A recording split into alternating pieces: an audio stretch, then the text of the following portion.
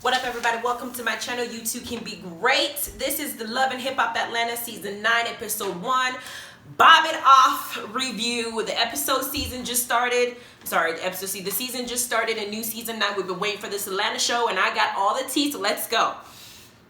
The episode starts off with recapping everybody's history. We know Jacques and Kendra got engaged. Kendra's like the lawyer, and he's supposed to be the girl who's supposed to get him all the way together, change his cheating ways, and make him a better man.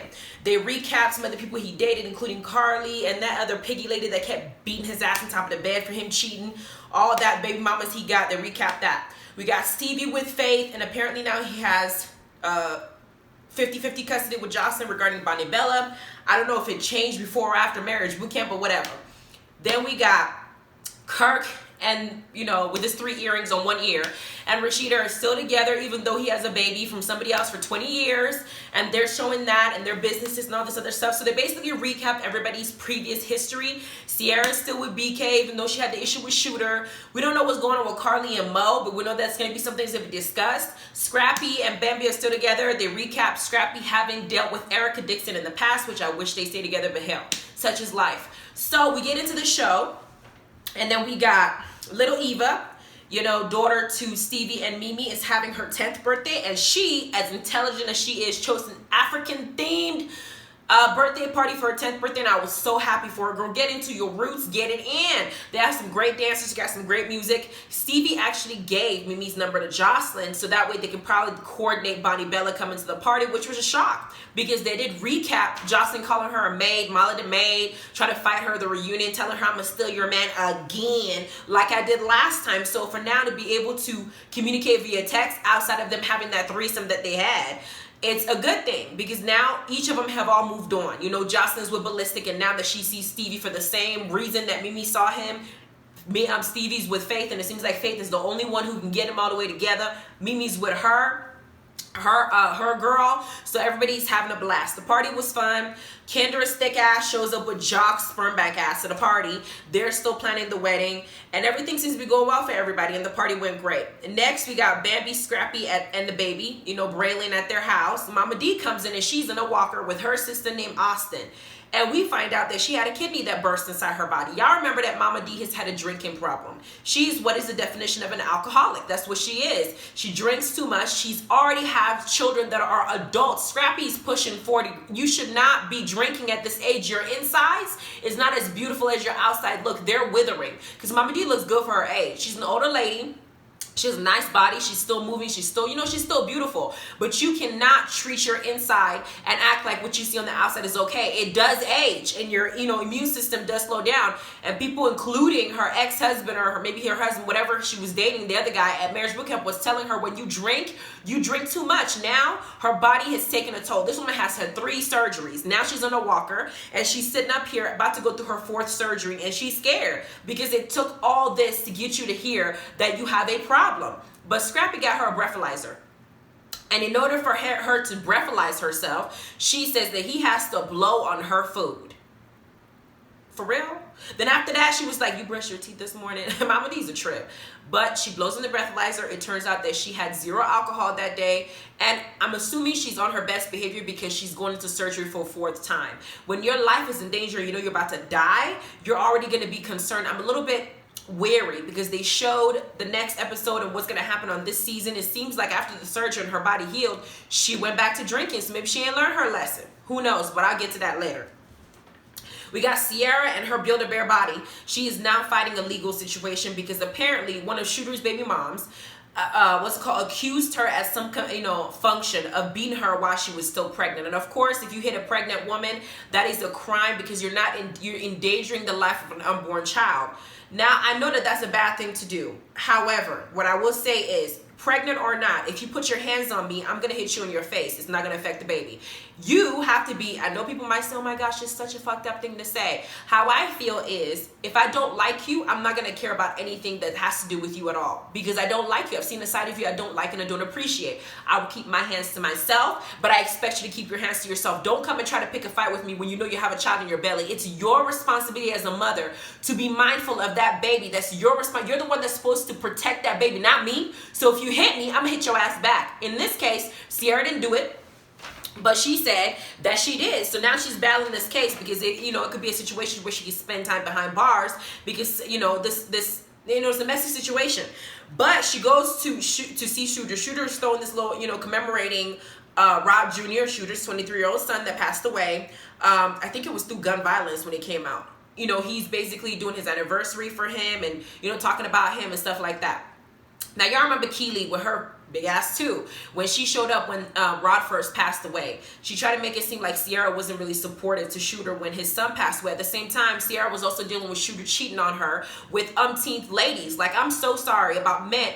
Black men, I'm not going to talk about white men because I know there's other good black men out there. I have one in my life. However, I don't feel like a majority of African American men tend to support black women when they need them. I just feel that way because that's what I have seen. And Shooter should understand that if you have cheated on somebody repeatedly for the entirety of your relationship, when they've had your back since high school, was when Ciara said that she'd known Shooter. That's all she knew. And she tolerated all the fuck shit that he did to her. Now you're expecting her to now give you some kind of, she doesn't have any emotion left to give. At that point, it was unfortunate that his son had passed, her stepson, during the time while they were going through their divorce. But she said she reached out, and of course he wanted her to be physically there.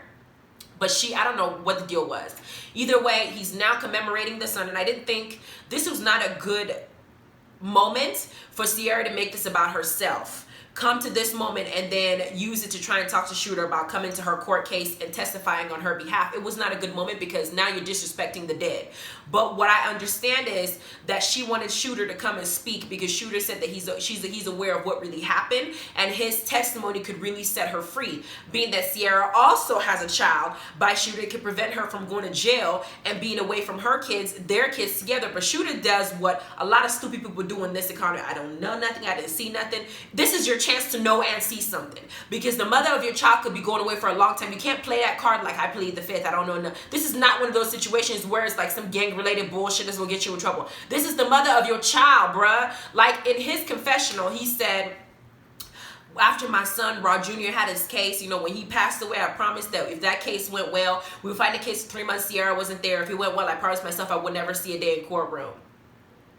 I understand that you made a promise to your son, but you also have a child with Ciara, and you also want that child to live this life with their mother. Okay, Rod Jr., bless his heart, he's passed away, he's moved on, he's no longer on this earth. There's not much you can do for him, but there is a child that's still alive that you can do for. In other words, making sure that her mother is still there. If this woman didn't do this shit, go and say that she didn't do it. It's simple. But he refuses, and she's pissed off, and she left. Then Jacques and Kendra are at the dog pound getting a pet, because now they're going to use this to get a pet for one of his, I think his twins, one of the dogs. So Jacques is out there with her trying to get a dog for, for his child.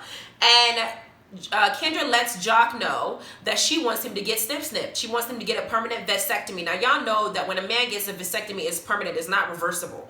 Whereas when a woman gets her tube tied, you can reverse it, especially if the surgery is done correctly. But Kendra doesn't want to be the one going to the knife. She feels like Jacques should be the one to go on the knife because Jacques has already 9, 10, 14, 15, 16, 17 kids. He should not want any more, which is logical. But Jacques is thinking of it like, I don't want to get my manhood taken away, because being able to have a child is something that I was blessed with. It's something I was born with. It's something that the Most High gave me. I shouldn't just permanently damage that part of me, whereas Kendra can go and do hers, and hers is irreversible. Or he said, well, why don't we just do the pull-out method? Boy, bye. The pull-out method doesn't work all the time. Stop it. At the same time, Kendra makes some good point as to why would you want more kids? You already have more than enough. You already have child support that you probably hadn't paid. You already have these kids, and you cannot split yourself to even accommodate all these children all at once. Wouldn't it make sense for you to stop at this point, especially when you meet a woman who doesn't want any children? What's the point? You've had enough. But Jacques says that since she married her, things have been different because she's bringing up stuff like finances and prenups. She's bringing up everything that she's supposed to do to make sure that if she's going into she's a lawyer, bruh. She has to make sure that she is legally protected in every way, shape, or form. So that way, if you go and do some fuck shit like you've done to the other girls you dated, she ain't dumb. She's not going to get herself stuck with you and get herself into a bind with a baby that she didn't ask for and some financial burden that she didn't want because you didn't want to make the right decisions, like worrying about your 401k, your health insurance, everything that you need to make sure that if you do make it, you are financially secure, because you all know that that Jacques is not a good money manager. He's in the past was sleeping on, I think, Scrappy's couch, and then he was in a treehouse at some point. Bruh, like, you have not been proven to make all the best choices, and this woman is giving you the right thing and how this country works and how to protect yourself. You need to listen to her. Sorry. Not that marriage is on the plate. You do have to make those choices, and she's not wrong. She's not. Then we got Kirk and his 3 earrings are now here, and Rashida, their new family restaurant, family restaurant that they have, that they're trying to expand their empire, make money, kind of like Candy and Todd are doing, right? Because y'all know they're friends, but they have their family members, their kids, as their employees. Here's the problem. I think in a family, in a family business, it's good to have your own kids and stuff involved. It's different though when your kids have already grown up with money. They can come up selfish and kind of self-entitled and not understanding the concept of hard work. Because Rashida's having to pull one of Kirk's son aside and talk to him about the food coming out late and, all this other stuff that the customers might be complaining about, because restaurants are known for customer service. If they have huge reviews and they're bad about customer service being bad because the food's taking too long or the manners are not good or this and this, it could destroy the restaurant before it actually has time to boom. Or they can behave correctly, do what they're supposed to do, and end up having a string of restaurants and franchise the motherfucker, but who knows? Then they discuss Press Houston, and they say something that kind of was a little bit of a shocker for me, because it looks like Charlene, Rashida's mama, who was supposed to be in charge of Press Houston, decided to use their same vendor to go off and create her own plus size store. And because she's managing her own store, she's not able to manage Press Houston to the extent that it needs to be, to where they are losing money, because now she's focused on her own project. It would be wiser for Rashida to hire somebody to take care of that store and let that mama have her business. But Kirk, who I know doesn't like Charlene, we know she don't like her because she ran over his bike when he cheated on her and she was pregnant, is feeling like Rashida needs to not be too nice to her mom and let her know that what she's doing is fraudulent, because she can't be using their vendors to fund herself, but then not really helping them with their business. I think y'all should just let her live her life. She's already of age. She's an older woman. Let her enjoy herself, enjoy her store. Y'all just hire somebody else. It's simple. She's not like she's making money like y'all. But hey, that's just my take on it. Then we got Ciara and BK are still together, and they're meeting Scrappy and Bambi at an ice skating ring. BK and Scrappy cannot skate to save their life, so they're over there grabbing something that looks like a wheelchair to help them, looking stupid while they're floating around the ice ring, holding on to something bent over like they have back problems or some shit. Meanwhile, Ciara has had enough. She's full, she's considering that she could be gone for a long time, so she's full of emotion, and she unloads everything on Bambi before they even start the actual skating, and she just busts into tears saying that she feels a little bit abandoned because Shooter ain't even gonna come have her back through all the years that she has tolerated all the bullshit that he has put her through. Now that she needs him, he's gonna do what? Not a damn thing, girl. I don't know why you chose that man. Then we got Jacques going to the doctor to now discuss the options and how they go about getting himself snipped with Kendra. And I could tell that Jacques feels completely uncomfortable with this decision. Kendra, as a wife, you need to understand that if your man is not comfortable with something, it's not wise to push him through it, because there's going to be resentment. If Jacques goes through with this vasectomy, it's permanent, and something happens and Kendra and him don't work out, he's going to come out and say, I snipped myself permanently for you, and you're going to walk out and leave me for this, and this. You don't want that to be the case. I did this for you, and I can never go back and change this. You don't want that to be the case, because it seems like Kendra is doing everything to alter who Jacques is or was. Some of them are good. Some of them may not be necessary to get what she feels is a good husband. I get her not wanting to have a child, because I would want to have a child with Jacques, not after all the baby moms you didn't got. What would be the point? But it makes sense if Kendra's is reversible for her to do it, since it's her choice not to want kids, and Jacques is not saying he don't want kids ever. It would make sense for her to do it, because hers can be reversed, whereas his is permanent. So they get into a fight. After the doctor's sitting there trying to get Jacques to drop his pants so he can fill on his balls, Jacques is like, you got me fucked up. You better take some anesthesia and get the hell out of my face. I'm not dropping nothing. Then they start fighting, and Kendra basically says in her confessional that she thinks it's selfish for Jacques not to want to get a vasectomy. No, it's not selfish for him not to want to get a vasectomy. It is, I don't believe in destroying yourself. What do I mean by that? There are people out there that want children that can never. Jacques has enough, yes. But there's still people out there that want some that can't have some. Why would you damage yourself permanently for something like that? What if he wanted to donate sperm to somebody? Not that he needs more kids, but let's say he has somebody who can have kids, and his sperm will work and they pick him. I mean, there are other options there. Whereas to Kendra, you can tie your tubes, and if you guys break up, you can untie your tubes if you meet somebody else and want to have kids with them. You know, I feel like Kendra may be pushing too much with Jacques. I get her point. I understand what she's saying, because she did make a point saying Jacques still trying to find time to spend with all the kids he has now. Why would you have 9 and 10? It's just too many. She ain't wrong. Then we got 20-year anniversary party for Kirk and Rashida. And they've hit 20 years after all the mess they've gone through, after Kirk cheating on her with 2 men in a bed, them trying to get through her, making her take a DNA test for their son, and then Kirk now having another son with the other girl, Jasmine, named Cannon. All this happened in a span of 7 years. They finally made it to 20 years. No comment. Then Jacques brings up the vasectomy to Scrappy and Stevie, who came to support Kirk. And Scrappy's expression when he mentioned it Scrappy's expression is always the best, because you can tell what he's thinking by his face. Like, hell no, don't get yourself a vasectomy. It's because Jacques is like, does that make you less of a man? Scrappy said, hell yeah, that makes you less of a man. Like, his commentary is just like boom, boom, like, don't get snipped, what the hell? And then Jacques lets us know that Kendra didn't even come with him because they're not on good terms, because they're not agreeing with this situation. Then Charlene shows up looking bomb with her hair, her shaved back head, and she was looking beautiful.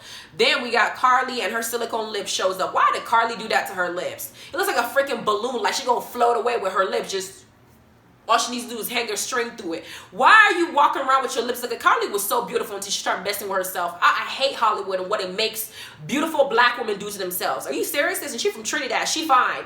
Why would you? Because you know Nicki Minaj is from Trinidad too, and they're over here doing stuff to their bodies. Stop messing with your beauty. It's not cute when you come out here with your lips looking like it's half your face. Like, that shit ain't cute no more. Like, no. Anyway, Carly shows up. Kirk's dad and Candy decide to all give, everybody decides to give their congratulations to Kirk and Rashida for making it so far. And Kirk's dad gets up there and says something that I don't know what to say, whether he knows half the stuff's been happening, but he tells Kirk that he's proud of him for making it for 20 years. I said, you should have said, Rashida, I'm proud of you for tolerating this man for 20 years. You, what? Like, after I'm gonna move on. Then we got Ciara asking Carly to come to her court case because it seems like Carly was actually present when all this was done and the lie was said or whatever. And Carly said in her confessional, Ciara didn't even touch that girl. And the girl's been bothering Ciara for years. So Ciara has to fight this case and make sure that, this Trump charge, kind of like what, was it Brittany B did to Remy, making up shit and stuff like that. She said Carly should come. Carly said, I'll come for you as a friend. But Carly, her confessional, also says that Ciara has not been there for her through all the stuff that she's going through, that we'll find out later on in the season what those things are. Then we got Alexis Scott and Akbar showing up, and Alexis lets us know that she wasn't even invited to this party. This girl that migrated from Love and Hip Hop, was it New York or ATL or Hollywood, then freaking moseyed her ass up to Atlanta. Soon she'll be in Love and Hip Hop, Wakanda, bitch. She does not know how to keep her ass off of freaking social media, clout chasing ass. Seriously, she's always chasing some kind of attention, and she'll get it whichever way she wants. She need to be going home and taking care of her child, not worried about putting herself in businesses that don't matter to her. Talking about, I'm about that life, I'm here to get Carly. Bitch, you ain't gonna do nothing. You have Mystique in your face and you didn't do that. You're not gonna talk to me, and all of a sudden you feel like you're a fighter. Shut up, girl, shut up. I can't stand Alexis in that way that she behaves. I feel like whenever she pops up to say or do anything, she's doing more than she's supposed to do. And maybe I might like her throughout the season, but for now, I do not like her behavior. What you gonna do? You are not invited to somebody's anniversary, but you want to show up and mess it up because you want to show that you're tough and you can fight. Bitch, bye. Take your ass home. Go home. Then Akbar was the messy person that came with her, and Akbar said that she can't even drink nothing because she just had the sleeve surgery. Y'all know she lost a lot of weight, so she can't do certain things to keep the weight off, and she's really sticking by it. But she the one that brought this messy ass heifer to this damn anniversary party, trying to fuck it up for Kirk and Rashida's anniversary party. For whatever reason they're having that for, I don't know. But anyway, so she does what she did her little tacky show to get some kind of whatever Love and Hip Hop Atlanta check that she was supposed to be given to go and take care of herself and her child. And then now she's got to go. Now, I did hear that when, that is Fetty Wap's baby, I think he got tested as his baby. And from what I heard is that when she was born, she had a lot of medical issues, and it cost a lot of money for her to kind of help her get through it, which I understand her wanting to be in all these medias and stuff like that, because if she needs money to take care of her baby, she's going to do whatever. At the end of the day, Alexis, with all the fake stuff that you done put in your body for you to be on TV, because Mystique said herself that what she wants to do is be on TV. She wants to be famous. She wants to do all that. You cannot be famous doing this crazy stuff. I don't like you, and I'm sure that some viewers who are watching you are not taking to you. change your narrative. Maybe we might like you then. Then we got Mama D going in for her neck surgery, and of course she's scared. She lost a lot of weight. Mama D looks, you know, she lost a whole lot of weight in her confessional. She still looks good, but she looks kind of worn down. Like life just tore her down. Like you can tell when somebody's been worked a lot, they've gone through a lot. Now she's starting to show those things. But Bambi and Scrappy are there to support her and let her know that they're in the waiting room, and then when she gets out, they're gonna be there so she feels a little bit more comfortable going under the knife. Then we got Carly showing up at funeral home, and her lips are still giving me lots of troubles. Like I don't focus on anything else on her face except for those lips. Whenever she shows up on the screen, all I see is lips for days. I'm sick of seeing them. People need to quit. It's like Kim Zolciak from Real Housewives of Atlanta. The lips don't even match. They don't match and they don't even move. But she shows up. She's in the funeral home. She tells us that she's been dealing with depression. She's been smoking. She's been drinking. She's been going through a lot. I don't know if the person they're going to show in the casket is her Mo, but they didn't show us who's in the casket, and she has all her friends showing up, and everybody's going to who's in the damn casket. I'm like, who died? Who's in the damn casket? Tell us. But they didn't want to tell us, and then they stopped there, right? That was the episode. Now, of course, by tradition, they're going to show us what's going to happen for the rest of the seasons, and they sure did. And guess who is on this episode? Flew herself from growing up hip-hop. After screwing Bow Wow, now she's on Love and Hip Hop trying to screw Shooter. Kiyomi is now on this season, and she is apparently dating Shooter. And Ciara and her apparently gonna get into it for whatever reason, because she's with Shooter, and she's gonna get close with Carly with the understanding of them going through domestic violence. Now y'all know the whole Kiyomi and Bow Wow situation that happened with the call and everything, having them going to court. Kiyomi's now doing this whole Evelyn situation thing, talking about I'm a domestic violence survivor, all this other stuff, when we know that y'all were in a ratchet relationship in the first place. Like that wasn't the first time shit like that happened, but that was the first time that we all heard about it to the extent that we did. But hey, that's just me. But now she's going on that little bonding, using that to bond with people. She might also create a GoFundMe. Who knows? But she's on here as Shooter's new boo. And we got Carly now gonna tell us what's going on in her life for the past year that we don't know about. We might find out that Mo is dead, or that he may have had 3 wives or something like that we don't know about. He had a whole family. We know he had a kid that he said he just found out about while they were supposed to be engaged. We still got Ciara's gonna attack Carly because Carly's not gonna make it to the court date like she's supposed to, and it's gonna look like she's a betrayer. We got Akbar's gonna fight with damn near everybody, including Spice. We got Alexis Sky, who apparently picked the fight with Carly, but maybe they might kumbaya later. Like, it's just, I don't know the issue. I know Miss Charlene and Kirk and Rashida are going to have their little store situation as their storyline. I hope these seasons going to be good. Mimi at the same time don't want to get married, you know, because she feels like marriage is not for her. After all the years she spent with Steve, why the hell would she want to be attached to somebody? I think this season is going to be lit. So far, the episode they did today was pretty interesting. I just need a little bit more, all right? So anyway, I'm going to go on and watch Love and Hip Hop Miami. I'm going to do a review on that one. I don't think there's going to be a Love and Hip Hop New York reunion today. I don't know when that's going to happen, but I know there's supposed to be one. There needs to be one so we can close out everything and figure out what's going on with everybody and what happened with the Cisco fight. But that's just what I'm saying. Mona needs to do better. Anyway, please like, subscribe, and notification bell. Let me know what y'all think about this episode. I know some of y'all saw it. What y'all think? I read the comments, and you know, we go back and forth, and whether we agree or disagree, I still want to know what y'all think. And anyway, you guys have a good evening. I'll see you guys when I do my next review. Love you guys. Bye.